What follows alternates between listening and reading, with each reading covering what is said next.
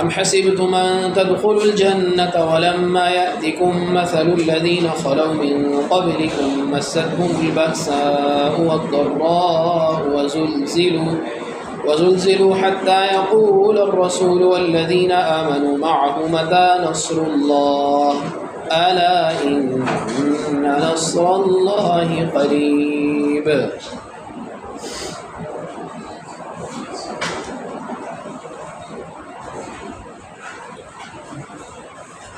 کیا تم نے گمان کر لیا ہے کہ تم جنت میں داخل ہو جاؤ گے؟ وَلَمَّا يَأْتِكُمْ، جبکہ ابھی تک نہیں آیا تمہارے پاس، مَثَلُ الَّذِينَ خَلَوْا مِن قَبْلِكُمْ، یہیں سے پڑھنا نا، حالات ان لوگوں کے جو تم سے پہلے گزر چکے، مثال ان لوگوں کی جو تم سے پہلے گزر چکی، مثال سے مراد حالات، ان لوگوں کی مثل جو تم سے پہلے گزر چکے۔ مَسَّتْهُمُ الْبَأْسَاءُ، چھو لیا ان کو سختی نے، وَالضَّرَّاءُ، اور تکلیف نے، وَزُلْزِلُوا، اور ان کو بھونچال دیا گیا، ان کو ہلایا گیا، حتیٰ یقول الرسول، یہاں تک کہ رسول بھی کہہ اٹھے، والذین آمنوا معہ، اور جو ان کے ساتھ تھے وہ بھی کہہ اٹھے، متی نصر اللہ، کب آئے گی اللہ کی مدد، الا، آگاہ رہو، ان نصر اللہ قریب، بے شک اللہ کی مدد تو قریب ہے۔ صیغے بعد میں بتاتا ہوں۔ یسألونک ماذا ينفقون، وہ آپ سے سوال کرتے ہیں کیا خرچ کریں، قل ما انفقتم من خیر، آپ کہہ دیجئے جو تم خرچ کرتے ہو مال میں سے، یہاں خیر سے مراد مال، فللوالدین، وہ والدین کے لیے ہے، والاقربین، اور رشتہ داروں کے لیے ہے، والیتامی، اور یتیموں کے لیے ہے، والمساکین، اور مساکین کے لیے ہے، وابن السبیل، اور مسافروں کے لیے ہے۔ وما تفعلوا من خیر، اور جو تم مال میں سے خرچ، اور جو تم بھلے کام کرتے ہو، فإن اللہ بہ علیم، تو بے شک اللہ سبحانہ و تعالی خوب جاننے والے ہیں۔ پہلے ان دونوں کی تفسیر سن لو، اس کے بعد پھر سیغے بتا دیں گے۔ رسول پاک صلی اللہ علیہ وآلہ وسلم، صحابہ کرام رضوان اللہ علیہم اجمعین، کبھی کبھی آپ سے اس چیز کی تھوڑا سا آپ سے اس پر بات کر لیا کرتے تھے کہ اللہ کے رسول صلی اللہ علیہ وسلم ہم پہ آسانیاں کب آئیں گی، تو رسول اللہ صلی اللہ علیہ وآلہ وسلم ان کو تسلی دیا کرتے تھے۔ ایک مرتبہ آپ نے ارشاد فرمایا کہ تم سے پہلے جو لوگ تھے ان کو ایمان کی بنا پر لوہے کی کنگھیوں سے چیر دیا گیا، ایسی تکلیفوں بھی ان پر آئیں، تو گویا صحابہ کرام کو آپ تسلی دیتے تھے۔ تو یہ وہی والا مضمون ہے جو قرآن کریم بیان کر رہا ہے کہ جب کفار کی طرف سے آپ کو استہزاء، مذاق اور اذیتوں کا سامنا ہو رہا ہے اے مسلمانوں، تو یاد کرو کہ یہ تمہارے لیے آزمائش ہے، اور آزمائش کے ساتھ ہی جنت نتھی ہے، آزمائش کے ساتھ ہی جنت نتھی ہے۔ جس پر جتنی بڑی آزمائش آتی ہے اس کے لیے اتنی بڑی جنت ہے اگر وہ اس میں کامیاب ہو جاتا ہے۔ کسی پر کوئی آزمائش ہے، کسی پر کوئی آزمائش ہے، تو قرآن کریم کہتا ہے کہ یہ جو آزمائش ہے یہ پہلے لوگوں پر ایسی آئی کہ جو انبیاء تھے وہ بھی پریشان ہو کے یہ کہہ اٹھے کہ متی نصر اللہ۔ یہاں پر ایک اصول یاد رکھیں، وہ اصول یہ ہے کہ اسباب سے متاثر ہو جانا یہ ایمان کے منافی نہیں ہے، اسباب سے یہ ایمان کے منافی نہیں ہے۔ آپ کے سامنے آپ کا دشمن ہے جس کے پاس بڑے ہی مہنگے قسم کے اور بڑے ہی جدید قسم کے ہتھیار ہیں اور آپ کے پاس وہ ہتھیار نہیں ہیں، تو فوری طور پر دل میں جو ایک مرعوبیت آ جاتی ہے، پریشانی آ جاتی ہے، اس پریشانی کا آنا یہ ایمان کے منافی نہیں ہے، ہو جاتا ہے اس میں کوئی ایسی بات نہیں ہے۔ سمجھ آ گئی بات؟ اس لیے قرآن کریم بتاتا ہے کہ انبیاء بھی یہ کہہ اٹھے متى نصر اللہ، حالانکہ نبی سے زیادہ ایمان کس کا مضبوط ہو سکتا ہے، تو نبی بھی یہ کہنے لگے کہ بھی اللہ کی مدد کب آئے گی، حالانکہ معاذ اللہ کوئی یہ سوچ سکتا ہے کہ نبی کو اللہ کی مدد کے آنے میں شک تھا؟ شک تو نہیں تھا، لیکن وہ مشقت اتنی زیادہ آئی کہ وہ امتی بھی کہہ اٹھے، نبی بھی کہہ اٹھے متى نصر اللہ۔ سمجھ آ گئی جی بات؟ یہ دوسری بات یہ کہ ان آیات سے یہ بھی معلوم ہوتا ہے کہ مشقت کے بغیر بھی یعنی مشقت مختلف طرح کی ہے، مشقت ایک مشقت تو ہر ایک انسان کے ساتھ بہرحال لگی ہوئی ہے، چاہے وہ پلاٹینم سپون لے کے کیوں نہ پیدا ہو، اربوں روپے اربوں خربوں کی جائیداد والے والدین کے گھر ہی کیوں نہ پیدا ہو، ایک آزمائش تو ہر ایک کے ساتھ لگی ہے، اور وہ ہے نفس اور شیطان کا مقابلہ، نفس اور شیطان کا مقابلہ۔ کسی میں غصہ زیادہ ہے تو غصہ اس کی آزمائش ہے، کسی میں شہوت کا غلبہ ہے تو شہوت اس کی آزمائش ہے، کسی میں مال کی محبت ہے تو وہ اس کی آزمائش ہر ایک کی ہے، اور آزمائش کے مطابق جو ہے وہ معاملہ ہوگا۔ اس لیے سرکار نے ارشاد فرمایا کہ اشد الناس بلاء الانبیاء، سب سے زیادہ مشقت انبیاء پر آتی ہے، ثم الامثل فالامثل، پھر جو جتنا ان کے ہم مثل ہو اتنی اس کے اوپر مشقت آتی ہے۔ ایک دفعہ ایک صحابی رضی اللہ تعالیٰ عنہ نے آ کے عرض کیا کہ یا رسول اللہ صلی اللہ علیہ وآلہ وسلم، مجھے آپ سے محبت ہے، تو آپ نے ارشاد فرمایا پھر فقر کے لیے تیار ہو جاؤ، فقر، فاقہ، غربت، اس کے لیے تیار ہو جاؤ۔ اس لیے اہل اللہ جو ہیں ان پر کوئی نہ کوئی آزمائش جو ہے وہ رہتی ہے۔ یہ دوسری بات ہو گئی تفسیر میں۔ اب تیسری بات یہ ہے جو اگلی آیت کے متعلق ہے، یہ بس اتنا ہی رکھو کافی ہے۔ ہاں، تیسری بات اسی آیت میں، الا ان نصر اللہ قریب، اللہ کی مدد قریب ہے۔ اب کبھی کبھی مدد بہت دیر سے آتی ہے، تو اس کا کیا مطلب ہے؟ تو مطلب اس کا یہ ہے کہ اللہ کی مدد نے آنا تو ہے، ٹھیک ہے نا، وہ کتنی قریب ہے یہ اللہ سبحانہ و تعالیٰ ہی کو معلوم ہے، ٹھیک ہے نا۔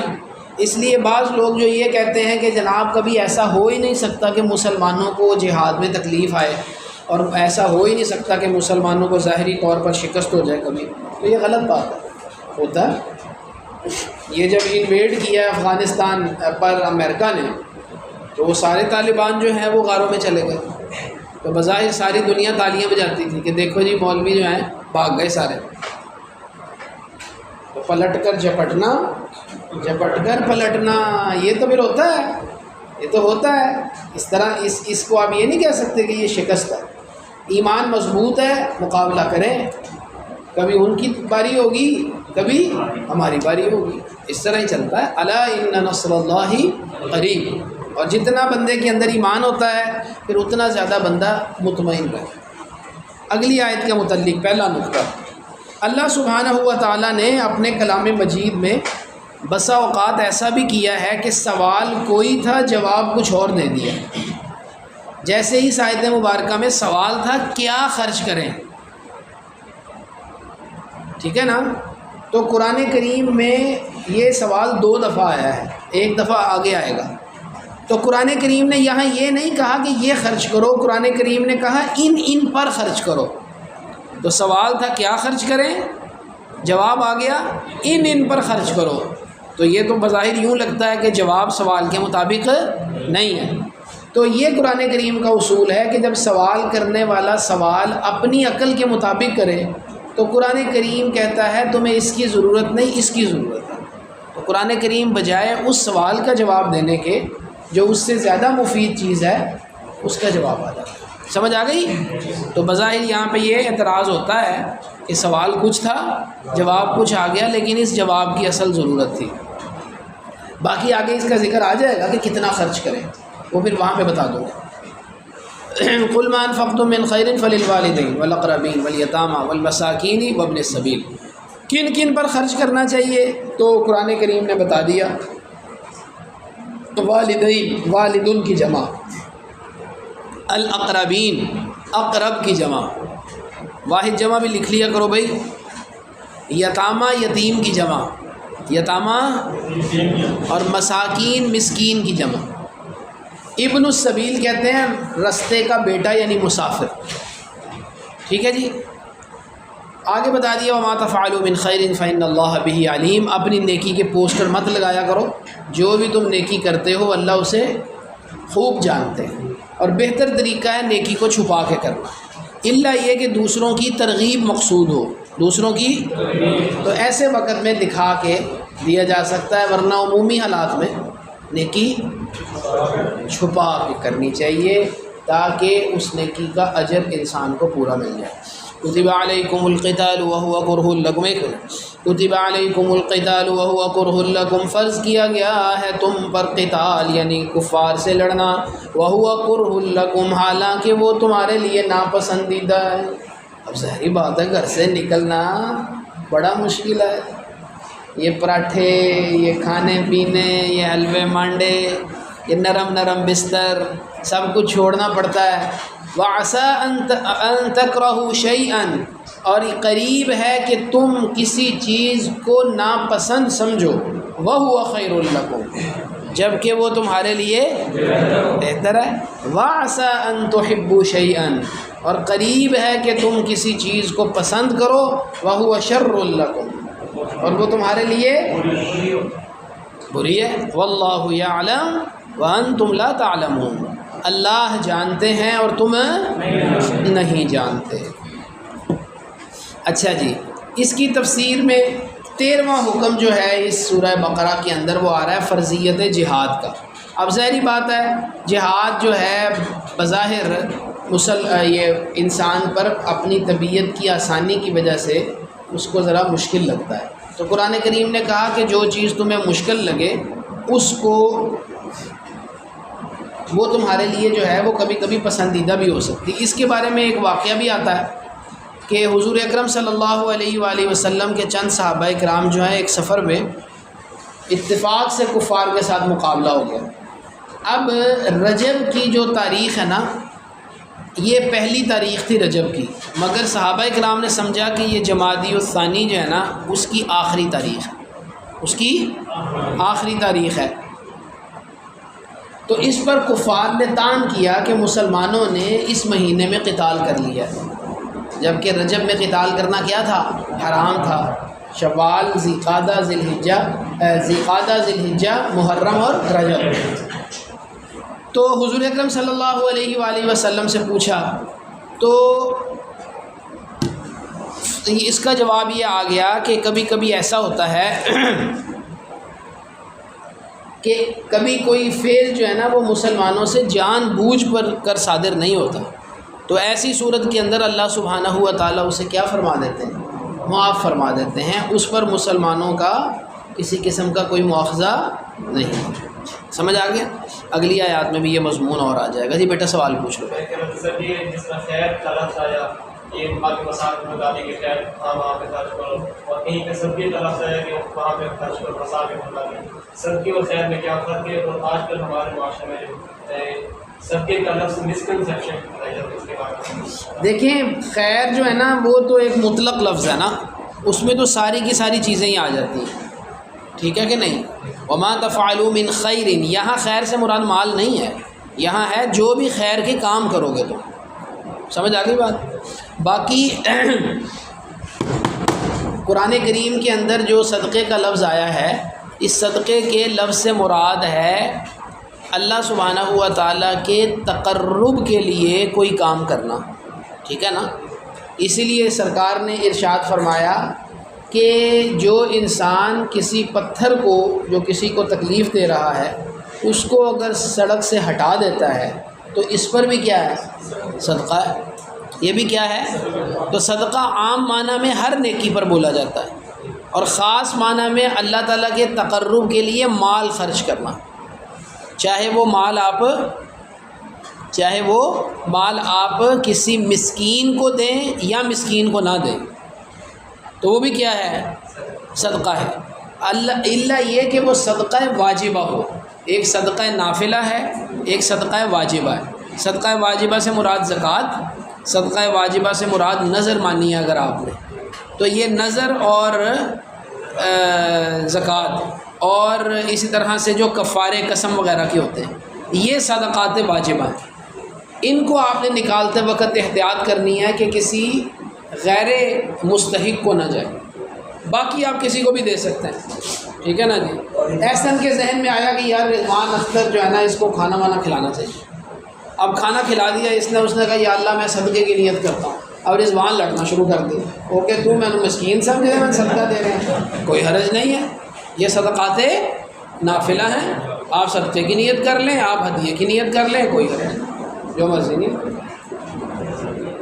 سمجھ آ گیا جی؟ آپ سیغے دیکھ لو، اور تو نہیں سوال کوئی؟ یہ دل میں کریں گے، منہ میں کریں گے. کس چیز کی؟ اگر منہ کی نیت کریں گے پھر لڑائی ہو جائے گی. لڑائی ہو جائے گی.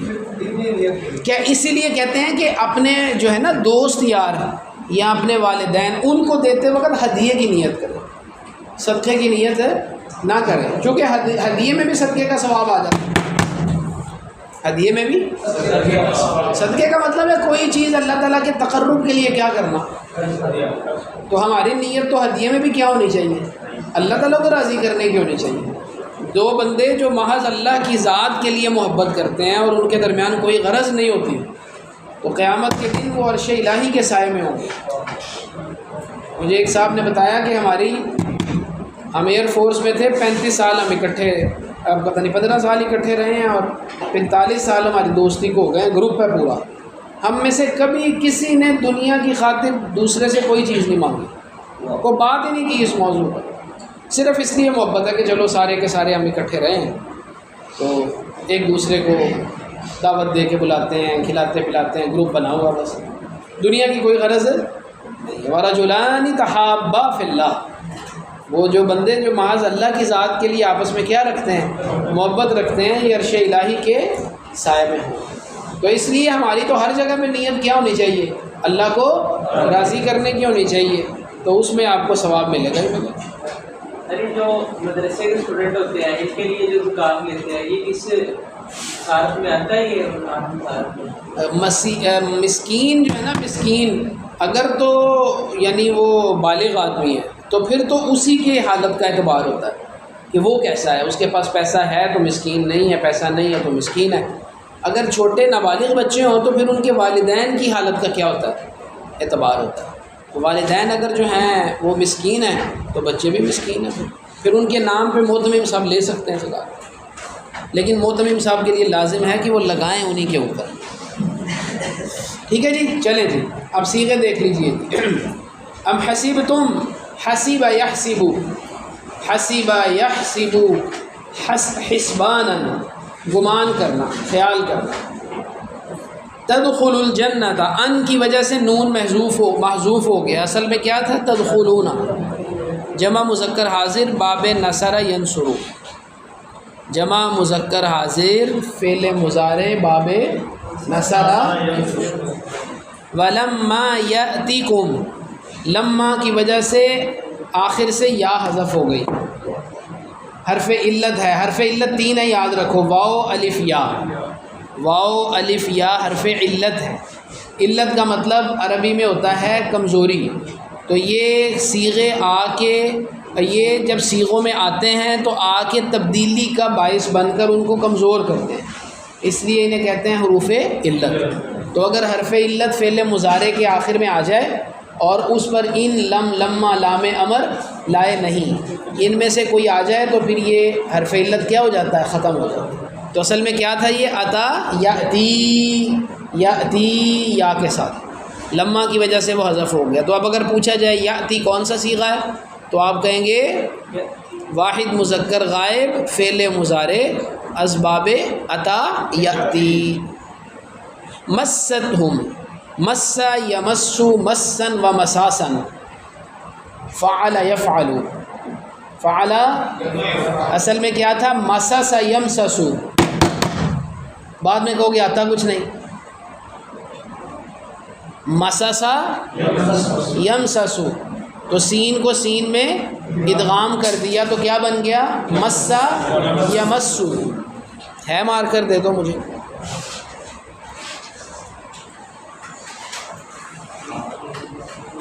زلزلو یہ پڑھا ہے باب تفاعل، باب فعل اللہ نہیں پڑھا میرا خیال ہے. ایک باب ہوتا ہے اسے کہتے ہیں باب فعل اللہ.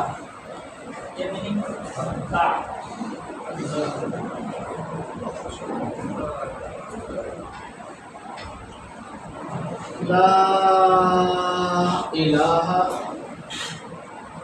الا اللہ فعلل یفعلل فعللۃ.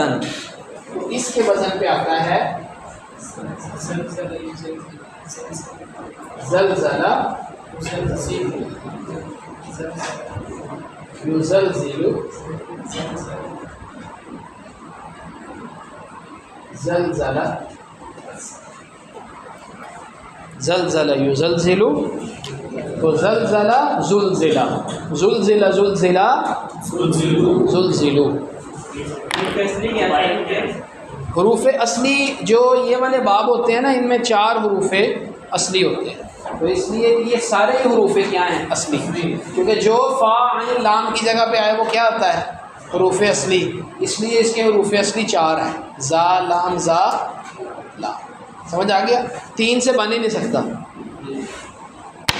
یہ رباعی ہے نا جی. دخل اور آتا والا تمہارا لا الہ الا اللہ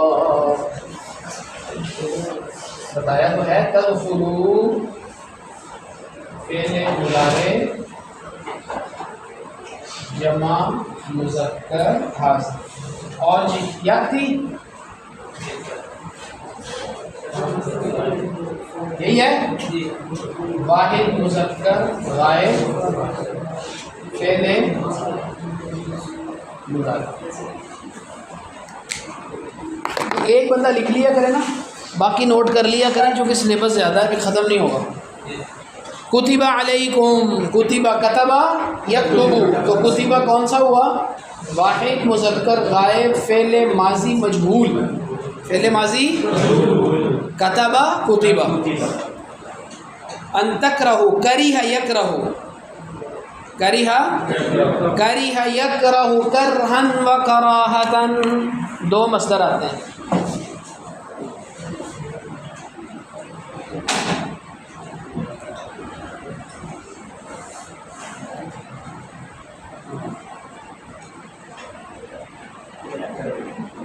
کریہا یکرہو کرہن و کراہتن. سمع یسمع سمعا و سماعتن.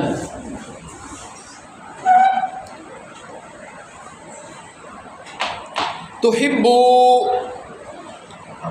احب یحب احبابا. افعل یفعل افعالا.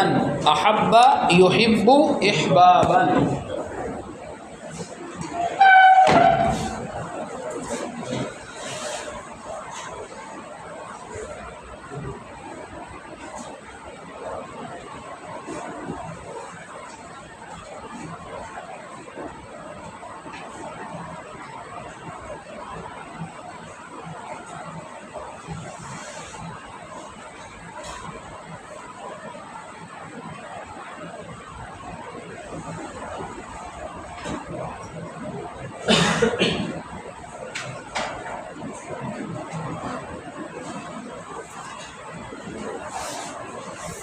تو تحبو کون سا صیغہ ہوا؟ جمع مذکر حاضر فعل مضارع. نون کہاں چلا گیا؟ ان کی وجہ سے حذف ہو گیا.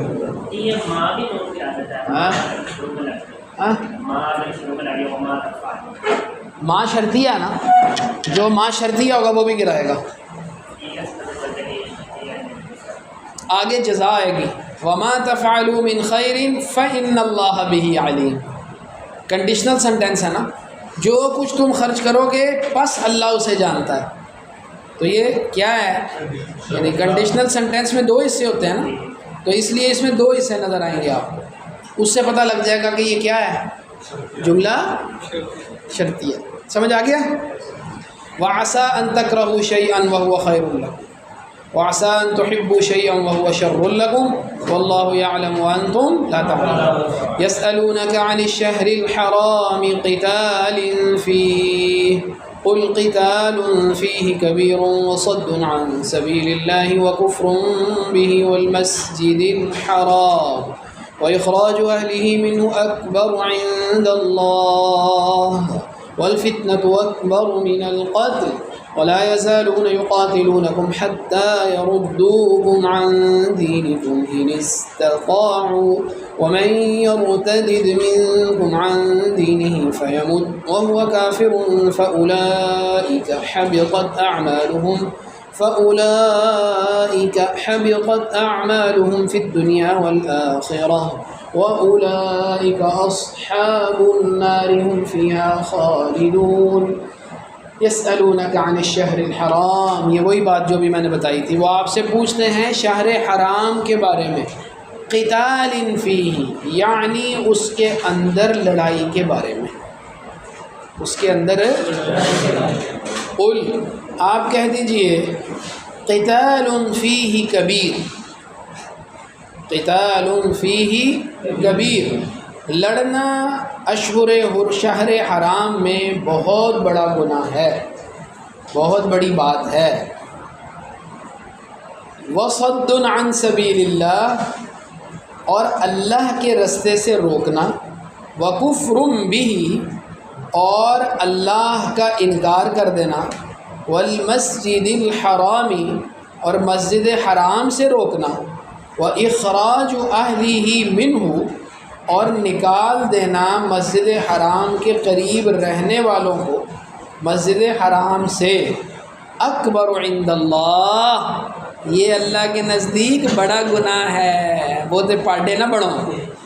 تو مسلمانوں پر بڑا اعتراض کرتے تھے کہ جی دیکھیں اپنے آپ کو مسلمان کہتے ہیں اور یکم رجب کو انہوں نے قتال کیا ہے. قرآن نے کہا چلو وہ تو بھول چوک سے ہو گیا، تو اپنی کرتوت دسو نا، کیا کرتے ہو تم؟ صد عن سبیل اللہ، اللہ کے رستے سے روکتے ہو، کوئی مسلمان ہونے لگے تو پکڑ کے اس کو زنجیروں میں باندھ دیتے ہو. وکفر بہ، اللہ کا انکار بھی کرتے ہو. والمسجد الحرام، مسجد حرام تک جانے سے کیا کرتے ہو؟ لوگوں کو روکتے ہو. اور پھر مسجد حرام کے قریب صحابہ رہتے تھے، تم نے نکال کے ان کو باہر کر دیا. تو یہ ساری کی ساری چیزیں جو ہیں یہ بڑی ہیں. اکبرو کس سے بڑی ہیں؟ وہ فتنے سے. والفتنۃ اکبر من القتل، اور فتنہ پھیلانا یہ قتل سے بڑا گناہ ہے. یہ قتل سے بڑا گناہ، چونکہ قتل میں تو ایک آدمی کا معاملہ ہوتا ہے، فتنے میں تو ہزاروں لوگ اس کی لپیٹ میں آتے ہیں. ولا یزالون، اور ہمیشہ، یقاتلونکم، وہ آپ سے لڑتے رہیں گے، حتی یردوکم، یہاں تک کہ وہ آپ کو پھیر دیں، عن دینکم، آپ کے دین سے، ان استطاعوا، اگر وہ اس کی طاقت رکھیں. اگر وہ کیا رکھیں؟ اس کی طاقت رکھیں. یعنی ہمیشہ آپ کے ساتھ لڑتے رہیں گے اور کوشش کریں گے کہ آپ کو آپ کے دین سے پھیر دیں. وَمَن يَرْتَدِدْ مِنكُمْ عَن دِينِهِ، اور جو اپنے دین سے پھر جائے گا، فَيَمُتْ، اور پھر وہ مر گیا، وَهُوَ كَافِرٌ، اس حال میں کہ وہ مرتد ہی مر گیا یعنی کافر تھا، تو اس کے سارے اعمال حبطت، ضائع ہو جائیں گے، وہ دنیا آخرت میں، اور وہی اصحاب النار ہیں، جہنم والے، ہم فیہا خالدون، وہ اس میں ہمیشہ رہیں. بتاتا ہوں، دیکھیں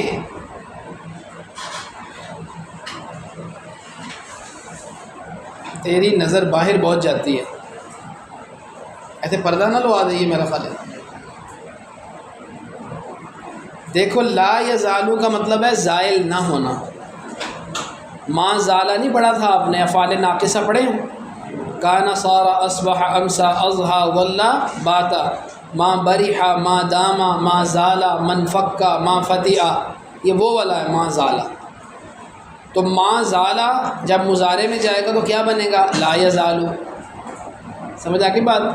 تو لا یزالو کا مطلب ہے زائل نہ ہونا، ختم نہ ہونا۔ تو ہم اردو میں اس کا ترجمہ کیا کر لیتے ہیں ہمیشہ؟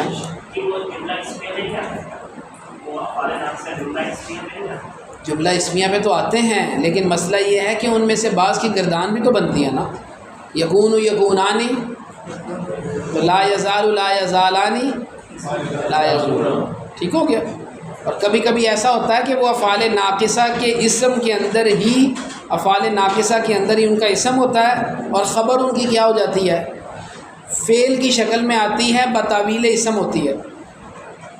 ان اور کھول دو یا نہیں بڑا؟ یسألونک عن الشہر الحرام قتال فی، ساری بات میں نے آپ کو پہلے سمجھا دی ہے، صیغے دیکھ لیں۔ حتی یرد یقاتلونکم، یقاتل یقاتلانی، یقاتلونا کون سا صیغہ ہوا؟ جمع مذکر غائب، بولو سب سے آخر میں۔ فعل کون سا بنا؟ فعل مضارع، اسباب فاعل یفاعل، قاتل یقاتل۔ حتی یردوکم، کون بتائے گا جی؟ یردو کون سا صیغہ؟ آخری لائن میں سے کوئی بتائے، کھڑکی والے احباب کے علاوہ، باقی پرونے آئے ہو بولو، وہ پیچھے فارغ، جمع مذکر غائب، شاباش۔ کون سا باب؟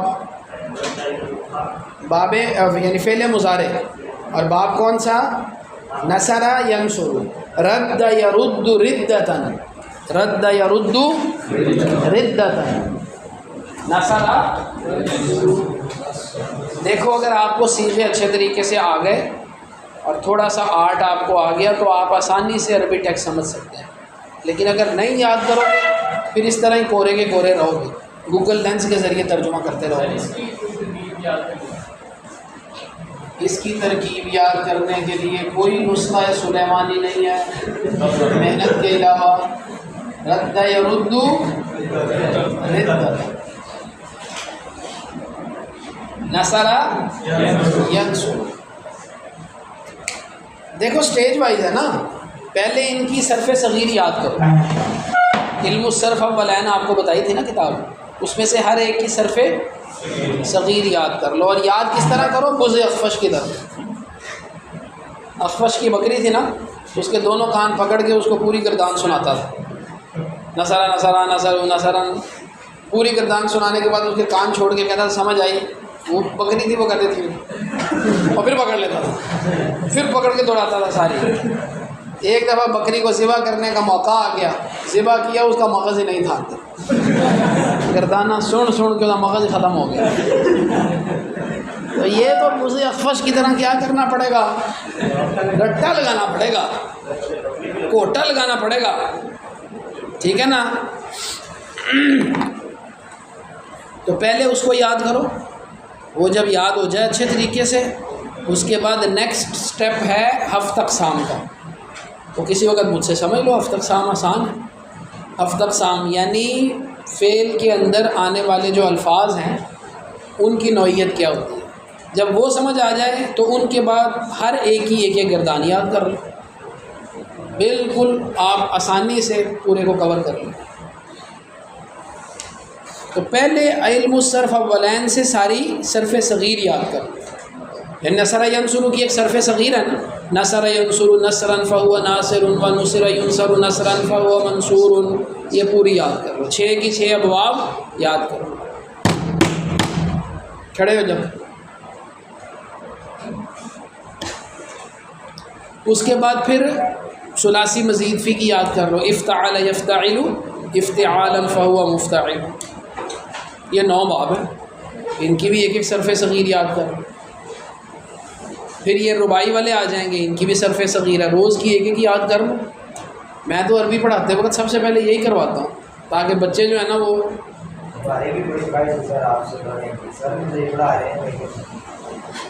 سر بڑے اچھے ٹیچر ہیں، بس وہ ذرا تکلم کی طرف زیادہ توجہ ہوگی، وہ بھی اچھی بات ہے، تکلم بھی آنا چاہیے، لیکن اس طرف بھی توجہ کرنی چاہیے۔ میں ان سے کہوں گا آپ کو ایک دفعہ یہ سارے ریوائز کروا دیں، اس کے بعد پھر علم الصرف آخرین لے لو، اس میں سے ہفتہ اقسام کیا کر لو۔ ہمارے ہاں مدرسے کے دوسرے سال کا بچہ سارے صیغے خود نکالتا، ٹوٹل پورا عما یتساءلون جو ہے نا 30واں پارہ، وہ نحوی صرفی ترکیب کے ساتھ وفاق کے پیپر کا حصہ ہے، پورا ایک وفاق کا پیپر ہے۔ عما یتساءلون کا پارہ صرفی نحوی ترکیب ترجمہ تفسیر کے ساتھ، اس لیے دورہ حدیث کے بچوں کو آپ دیکھتے ہیں بغیر اعراب کی حدیث کی کتاب پڑھ رہے ہو، 30 صفحے 40 صفحے، اعراب نہیں لگا ہوا، وہ جو پڑھا ہوا اس کو اپلائی کرتے جاتے ہیں ذہن میں۔ میرے سامنے رکھ دیں کوئی کتاب، لیکن فاؤنڈیشن بنانی پڑتی ہے، پھر ہوتا ہے کام۔ تو آپ کے لیے بھی مشکل نہیں ہے، بس یہ جو ترتیب میں نے بتائی ہے اس سے تھوڑا تھوڑا کرتے رہیں۔ اس سے سب سے بڑی آسانی یہ ہوتی ہے کہ زبان کے ترجمے میں آپ محتاج نہیں رہتے، یعنی آپ کے سامنے اب عربی کتاب آ گئی ہے، اور ایم فل تک بچے چلے جاتے ہیں۔ اب میں ایم فل کی کلاس پڑھاتا ہوں نا، تو میں کہتا ہوں یہ ترجمہ تو آپ نے خود نہیں کیا، اب نیچے منہ کر لیتے۔ میں کہ دسو کتوں ترجمہ کیتا ہے؟ گوگل ٹرانسلیٹ سے ترجمہ کیا۔ میں کہا پتہ لگتا ہے باجی گوگل نے ترجمہ کیا، خود کیوں نہیں کیا جی ترجمہ کرنا نہیں آتا؟ میں نے کہا یار ترجمہ کرنا کون سا مشکل کام ہے، بس یہی وجہ ہے، نہ صیغوں کا پتہ ہے، نہ سینٹینس کا پتہ بنتا کس طرح ہے، صرف 6 ماہ کی محنت ہے، بس پوری آپ کو ٹرانسلیشن آپ کر سکتے ہیں، لیکن وہ خاص پیٹرن سے پڑھنا پڑتا ہے۔ اچھا جی کیا ہو گیا جی؟ حتیٰ یردوکم عن دینکم ومن یرتدد، یہ بھی وہی والا صیغہ ہے، ارتد، یہ اور صیغہ ہے بتا دیتا ہوں، ارتد یرتد ارتداد، بتایا پہلے کہ نہیں؟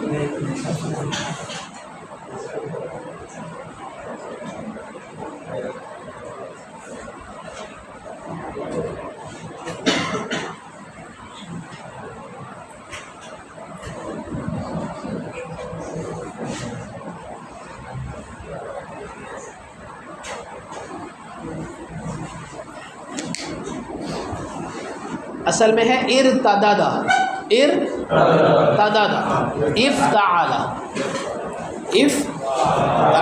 ارتد یرتد ارتدادا، افتعل یفتعل افتعالا، ارتدد یرتدد ارتدادا، تو دال کا دال میں ادغام کر دیا تو بن گیا ارتد یرتد ارتدادا۔ حروف اصلی کون سے ہوئے؟ را دال دال، رددا، یموت، مات یموت موتن، مات یموت موتن، تو فا علیحدہ ہو گیا، یموت بچا، کیا بچا؟ یموت، اصل میں تھا یموت، اصل میں تھا یموت، امر نہیں مضارع۔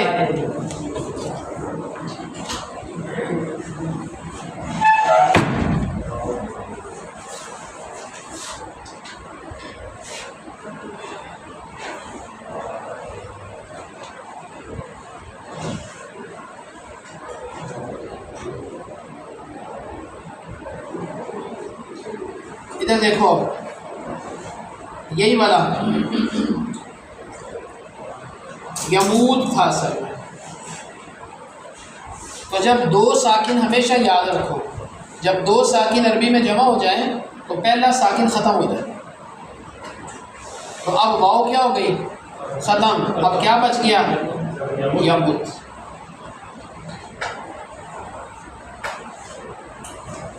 وَمَن يَرْتَدِدْ مِنْكُمْ عَنْ دِينِهِ فَيَمُتْ وَهُوَ كَافِرٌ فَأُولَئِكَ حَبِطَ يَحْبَطُ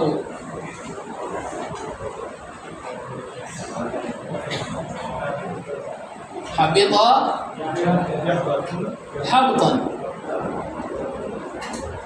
حبط یحبط حبطا، ایک دو آنکھوں کے ساتھ ہوتا ہے حبط، ٹھیک ہے، ٹھیک ہے نا. حبط کا مطلب ہوتا ہے ضائع ہونا، اور حبط کا مطلب ہوتا ہے اوپر سے نیچے گرنا. سمجھ آ گیا؟ دو آنکھوں والی ہو تو کیا مطلب ہے؟ اوپر سے نیچے گرنا، حبوط. اور یہ ہے حبط، ضائع ہونا. وجوہ حبط اعمال پورا تھیسس کروایا ہم نے اس کو. وہ کون سے اعمال ہیں جن کو کرنے سے سارے اعمال ہی ضائع ہو جاتے ہیں؟ شرک، شرک، شرک کے علاوہ بھی بڑے ہیں. نبی علیہ الصلوۃ والسلام کی بے ادبی، ان تحبط اعمالکم وانتم لا تشعرون، فاولئک حبطت اعمالهم فی الدنیا والآخرہ واولئک اصحاب النار هم فیہا خالدون. پھر بولنا ہے ابھی.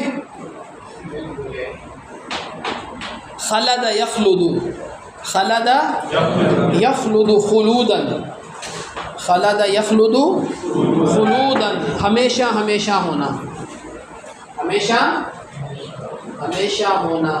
جنات خلد کہتے ہیں نا، ہمیشہ کی جنت.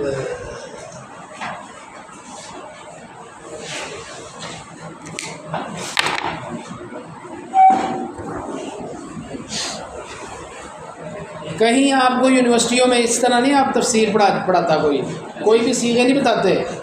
اب آپ کہتے ہیں ہمارے سر پہ مصیبت پڑ گئی ہے.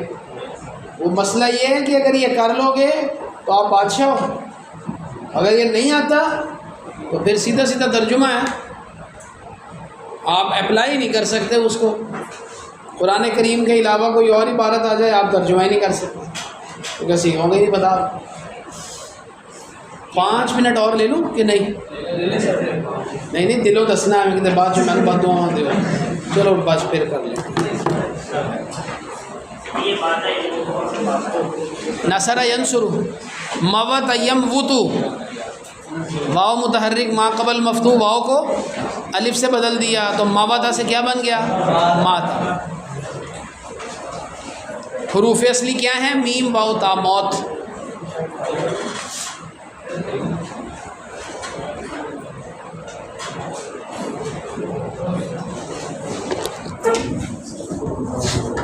ایسا 4 ویک کے بنا لیا، 4 ویک کا